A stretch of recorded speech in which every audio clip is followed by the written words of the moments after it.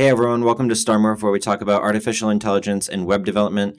I'm really excited to show you this video today where we're going to go deep into AI autonomous agents, because not only is ChatGPT and large language models exploding in all of these new use cases and GitHub repos coming out, but we're seeing a lot of really interesting stuff with this concept of an AI agent that can perform tasks, interact with his environment, and learn through reinforcement learning.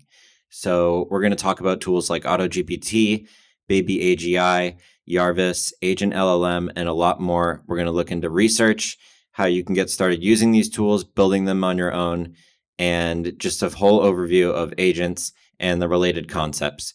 So before we get started with the rest of the presentation, I figured why not get an agent working for us in the background while we do it, because that's what it's all about, is you get it going and it's working for you. So this is AgentGPT. This is available on the StarMorph website. I've just deployed this open source GitHub repo, so we'll also go into how to deploy these. And we can use this similar to ChatGPT. We can give our agent a name, and then instead of a prompt, we can give it a task. So I can say, write a Next.js web page with a list of card components. And now we can deploy this agent, and it's going to iterate on that task and think about how to accomplish this task. Here we go, it's generating. So we'll let that run while we go into our presentation. All right, so I've labeled here a few things that are potential benefits of the AI framework, the agent framework, and we'll go deeper into these. But the key one is kind of what we have going on right now, which is that you can get these agents to run continually tasks, run continually on your tasks. So you don't need to write a complex prompt and then get one output, write another complex input, get another output. It's able to chain events, which is really helpful for scaling. Let's continue on. So what are we going to go over in this video? First, we're going to talk about some of the concepts of agents, and then I'll show you some tools that you can use, like the one we have running right now, to use AI agents yourself with tools that are available. Then we'll go into a lot of the academic research that has happened regarding agents, reinforcement learning, LLM improvement, and relevant topics that are synthesizing into the products that we're seeing coming out. And then for those of us who want to dive into the code a bit, we will go into how to deploy some of these amazing GitHub open source repos. It's such an exciting time for open source development right now. So you can get your own agent tools set up on your website.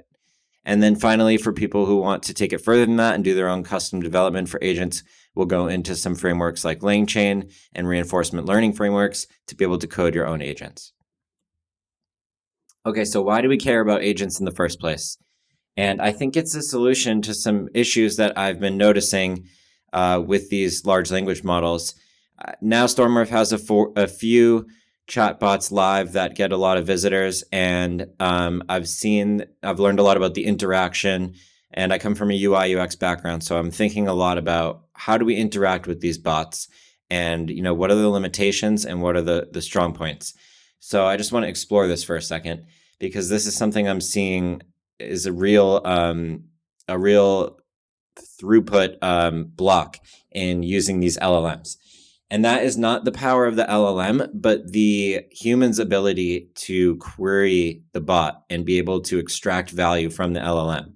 So this right here is my visualization of a super intelligent computer. And this is a Swiss Army knife that has an overwhelming amount of tools. So imagine that you were going to go talk to an omniscient computer, or alternatively, imagine you're going into a room and Elon Musk is there, Albert Einstein is there, and Obama is there. What do you say? You see them in a coffee shop. It's hard to come up with what exactly to say to them, because there's potentially so much value that could be had in that conversation. It's hard to know where to start. And I think that's an issue that a lot of people have with LLMs. I see a lot of people show up to an LLM and say hello. And so that brings up the current solution to that, which is engineering specific prompts that detail out what we want the LLM to do.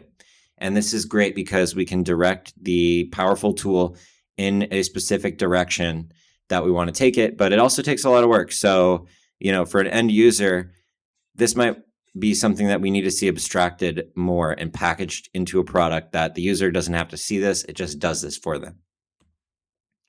Okay, so summarizing a little bit, some of the issues and the limitations with our current UI UX and using LLMs. It takes time and effort to write detailed prompt instructions, and not everyone knows about prompt engineering yet and has the time or awareness to write out very specific prompts or know what to write.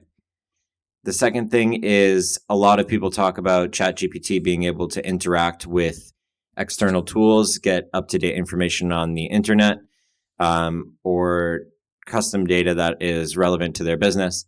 And that's something where we're seeing agents start to be a solution for that. That's, ChatGPT plugins and chatbots certainly can solve that as well. But a lot of agents have APIs for web scraping or searching the web to be able to get real-time data. Like AutoGPT can show you live what website it is currently scraping to get information from.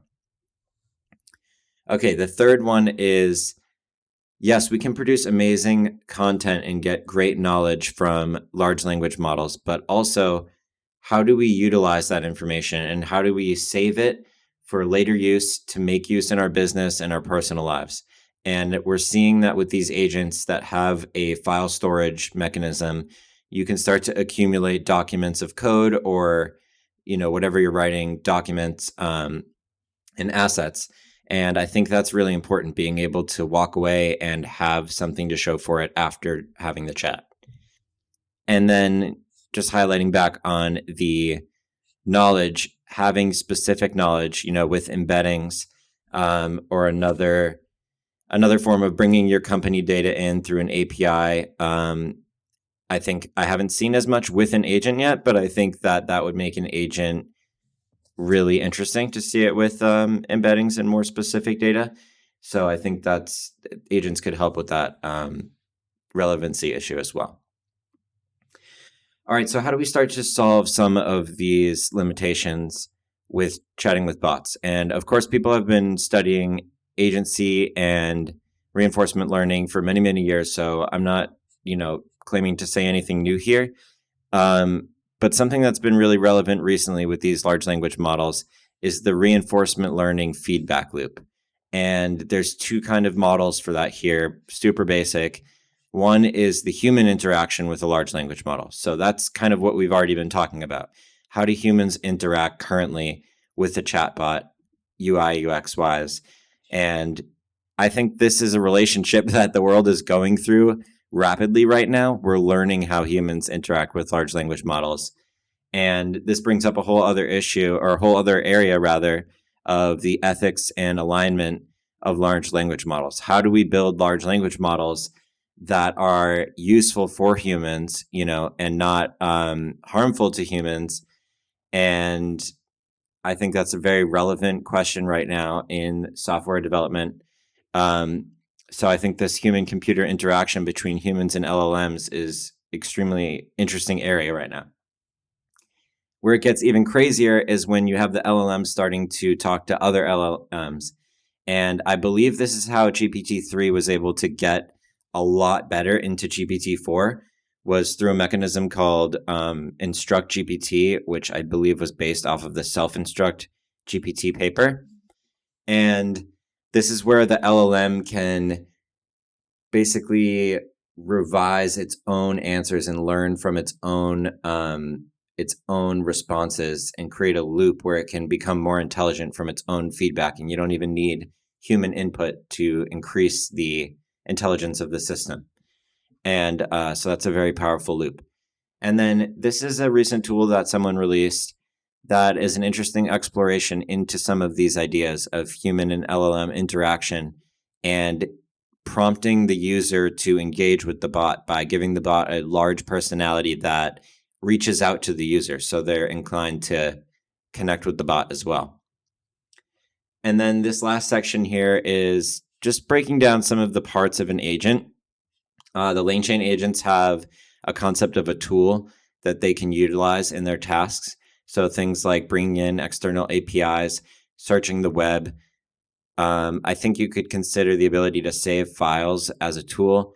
And then I want to see some more embeddings mixed in with agents. I think would be super cool. And these tools allow them to accomplish specific tasks, which when you have a reinforcement learning mechanism can start to create a loop to improve its own abilities more. Before we go into that, I want to mention that I'm compiling a lot of these resources into this blog post. So let me just run through this really quickly. So first off, there's some links here to start just using agents if you want to get started. So this is a BabyAGI UI that I built on StarMorph. I'm going to go more into that later in this video. The next thing is the AgentGPT that we're using that's still running probably. Maybe it finished. It's still running. Yeah, it's been just coding. So that's pretty cool. Hopefully not running up too much of an API bill, but okay. So we have some tools you can use. Then we have a ton of academic research because there's so much cool stuff on agents. Some of this is more abstract. This isn't even really artificial intelligence. It's just the concept of agency. Some of these are way more targeted specifically to AI agents. Like, let's see. Okay, Camel is a really cool one. And then this is a really cool one too. And I'm going to come back to this to dive deeper into it. I'll come back to that one in a little bit. But yes, we have a lot of research papers here that you can check out if you want to dive really deep into this stuff. We also have some programming frameworks. And then we have some demos. This is that Samantha chatbot I just brought up earlier. And then we have some GitHub repos so you can deploy and use these tools yourself. So that is the blog post. This will be in the description. If you have any tools that you think should be added to this list, please leave a comment below and I'll add it to this list. I'm also thinking about making this into a GitHub repo so people can add to it, and maybe even a website if people find it useful. Okay, so going back to the presentation, this is Microsoft Jarvis, which they don't necessarily describe as an agent, but has a lot of the characteristics of an agent. It's a system that Microsoft is creating where the AI tool can plan tasks and then dynamically figure out which machine learning model on Hugging Face is most appropriate for that task. Then it will use that model to accomplish the task and give the response. So this is an example of how you can start to piece some of these puzzle pieces together to create a really powerful agent that not only uses one machine learning model, one GPT-4, but is able to dynamically select from potentially thousands of models that I believe are on Hugging Face. So the fact that Microsoft is thinking in this kind of agent framework, I think it shows a lot. Okay, this is that paper that I said I was going to come back to. I hope I'm not bopping around too much. I wanted to give you guys a broad overview of a lot of different areas of this and then allow you to decide which is the most appropriate to dive deep into. So this is supposed to be, a breadth algorithm search over the topic.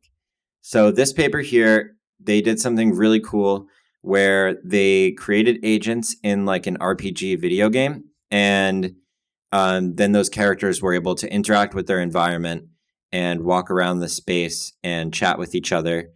So this is an example not only of an AI agent, but of a group of AI agents collaborating in an environment. And I think that's an extremely powerful concept. And I made a little sketch here. Let me see if I can find it. I'm not sure if this is going to load from what I had before. No, it didn't save it. Okay, but my idea with this is, imagine if instead of a video game, you have an agent who is a coder, and then they pass the code to an agent that's a debugger, and then they pass the code that's an agent that's to a deployer, and then they pass that to the marketing agent. So basically what I see here is a civilization of AI agents that are performing tasks. And even though we're super early on in seeing the products that are reaching consumers with agents, I think this conceptually is extremely crazy and Who knows, in a week or 2 weeks, we might see an agent that just breaks through and is 10x of what we've seen so far. AutoGPT is already one of the fastest growing, if not the fastest growing GitHub repo of all time. So clearly this concept of agents is really striking people. And that's why I wanted to go over all of this. Okay, so that is the end of the presentation I have. Now let's go back into the AgentGPT and check how this tool is doing, and then we'll work on deploying our own version of one of these AutoGPT, or rather agent tools. So let's check in here. Let's stop this agent and just take a look at everything it's done. So it started off with some basic tasks that it broke down my initial task into different categories. So gather requirements, make a project skeleton, and then make a card component and put it in the web page. And then you can see as an agent, it wants a bunch of tasks, and I think it wants a bunch of information. I think it's going to find that itself.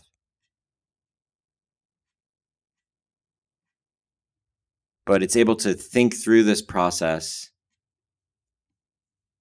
until it's able to complete the task. So now it's starting to write some code. Looks like the card component. Nice, it's mapping over this list of card components. Okay, let's just skip down here and see how good it got it by the end. I like what I'm seeing. Handle search, we have a search.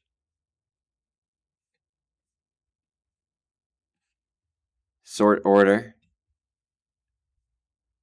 Create a function handle sorting to sort the card components based on their titles in ascending or descending order. So it just kind of loops and keeps on improving and keeps on improving. And some of these tools, you can set how many iterations it does, because otherwise it will just keep running forever. But pretty cool that it went past what I even asked for and started to write a search mechanism. And you can see here's some of the code. Card list, card component. So it's already done what I've asked it for. You can also, with this tool, export an image or copy the text to get the code. Yeah, so here's our next JS page right here. It's not perfect, that's got cut off there.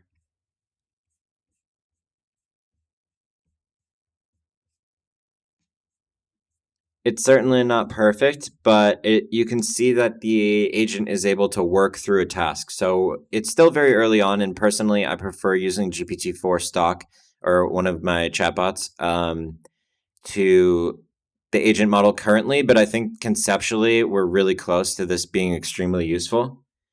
And so this is the AgentGPT, which again is a browser version of AutoGPT. So AutoGPT is usually through command line, and this just makes it a little easier to interface with. I would absolutely show you how to deploy this one open source repo, but it takes a few environment variables, and I think it'll be easier for non-developers to deploy another tool. So let's go ahead and do that. So instead of deploying the AgentGPT, alternative to AutoGPT is BabyAGI, another AI agent tool that recently came out. And someone built this amazing UI for it. So there's now UI for it as well as the command line interface. And you gotta love it. They have the one-click Vercel deploy. So I'll put this in the description. It's also on the blog post. And all you have to do is go to this repo. And it looks like it's actually hooked up with Pinecone. Oh, so there might be an embedding in this as well. I haven't hooked it up with Pinecone yet, but let's go ahead and deploy it. All right, so we just go to the repo and we click this deploy button, and then we can name BabyAGI video. I'm just calling it video because I'm making it in this video. All right, and this is going to take about a minute, I believe, to build. And then we're going to have our UI to use BabyAGI. And this is similar to the AgentGPT tool that we were just using. We can set the number of iterations, so if we don't want it to loop forever, it will actually finish. That's working. How's our Vercel doing? I think it's almost done. There we go. There we go. So now we have our own BabyAGI app, on our Vercel URL, and you're able to go into your settings domain and add your website here. So I could add, videotest.starmorph.com, and then just go into my domain registrar and add, here, I'll just do this. So now I would just go into my GoDaddy or my Namecheap, wherever I have my domain, and then I would add a new CNAME record with this, and then we're going to have that BabyAGI UI available at that domain. And you do have to put in your OpenAI key down here. So that's how you can set up your own AGI tool, BabyAGI tool. And the last thing I'll go over in this video is, or maybe two more things. One more is going over some of the frameworks. So if you want to not only deploy your own open source repo, which are down here, some of the options, but you also want to really dive deep into coding with this stuff, here's a few resources for that. One of them are LangChain agents, and they just came out with this thing today that is a new tool chat agent, structured tool chat, multi-input tools. So a lot of development happening with agents, and LangChain is, one of the hot topics in terms of building agents right now. So there's a lot of open source code and a lot of cool functionality that can be done here.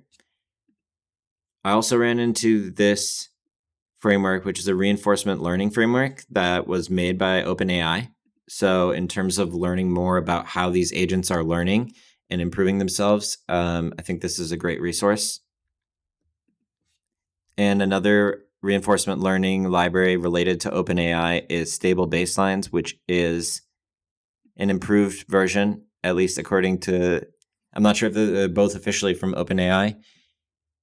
This is a fork apparently of the OpenAI baseline. So another framework to learn about reinforcement learning. And then let me just mention as well that this one's pretty cool. This is an open source repo that could also be deployed.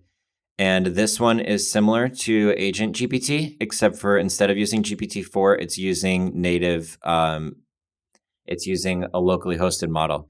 And I think it's actually saying that this is running in the browser, which is pretty awesome. That's really new functionality. And that's why this only is going to work in one of the newest versions of Google Chrome. But this is pretty amazing, being able to run large language models in the browser. The people that came out with this technology to run in the browser also just made it so you can run large language models on your phone. So basically, we're going to start seeing these everywhere, continuing to grow at amazing speed. But this is another cool tool I wanted to highlight. No OpenAI API cost for running this one, although it did take a lot of GPU power on my machine when I ran it, or memory on my machine, I think. So that's another cool tool. Camel is also doing some amazing stuff with like multiple agents in an environment, and there's a Camel based AutoGPT. There's also a demo from Camel and some research papers from Camel about agents. They have this research paper. They also have their website, which has their research, their demo, some YouTube videos. So they're doing some really interesting work with agents as well.